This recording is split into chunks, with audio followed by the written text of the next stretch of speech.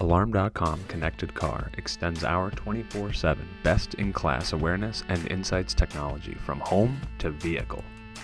Before beginning, ensure you and your vehicle are in a safe location where cellular coverage is available. Your vehicle's ignition must be off.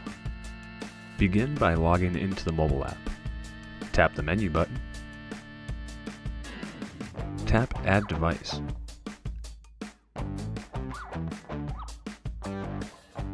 Tap Car Connector. Tap Next, followed by Begin Installation. Use your phone or tablet's camera to scan the car connector serial number or enter it manually. Plug in the car connector to your vehicle's OBD2 port. Follow the on-screen instructions carefully and do not start your car until instructed to do so.